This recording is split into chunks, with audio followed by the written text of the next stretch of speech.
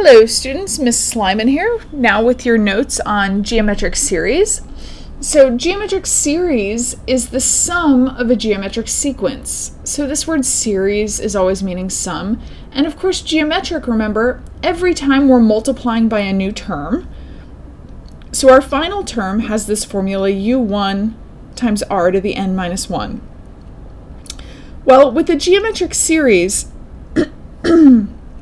the way that we can come up with the sum is not as obvious as the way with an arithmetic series. And so this time I'm just going to give you the formula.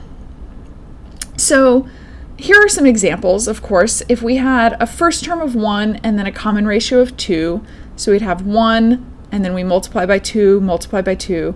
The sum of the first 7 terms would be if I added 1 plus all of these plus 64. So our formula to evaluate is that here's our formula from the formula booklet. You'll also see it in this form where we switch around the 1 and the common ratio. It doesn't matter which form you use. This one people tend to use if r is less than 1 so that they don't have negative numbers. But as long as you're using your calculator, you can always use just this one. It doesn't really matter. So let's try this out. So looking at this sequence, I see that it's u1 is 1. Every time I see that we're multiplying by 2. So my r is 2.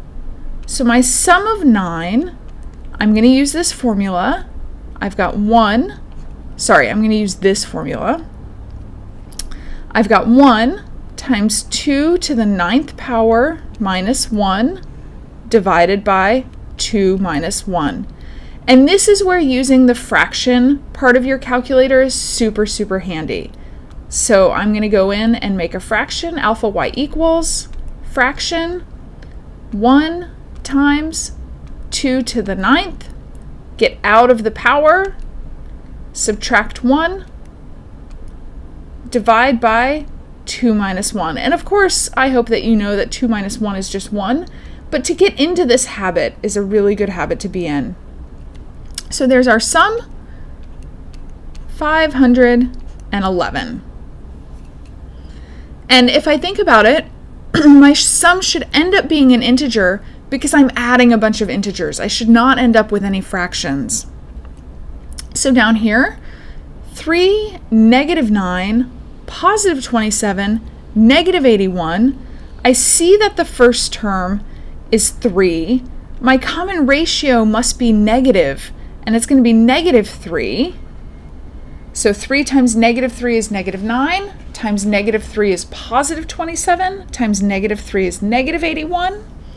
So I want the sum of 6 terms.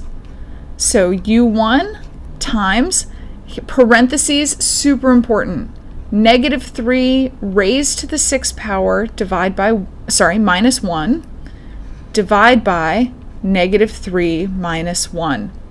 You have to raise the negative 3 to the 6th power in parentheses because we're raising all of negative 3 to the 6th power.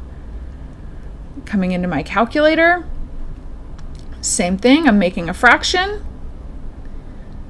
3, parentheses, negative 3, close parentheses, raised to the 6th, minus 1, close parentheses, into the denominator, negative 3, minus 1. So this one, really important that we type it in exactly like it looks, negative 546. So let's think about that. I've got a positive, then a negative. So if I add those first two, I'm going to end up with negative 6. But then I add 27, that's going to make a positive value. But then I subtract 81 is going to make a negative value. So every time I'm on an even term, my second term, my fourth term, my 6th term, my sum is going to be negative. So my answer is making sense. I'm going to stop the video here with these two examples and come back with our next set.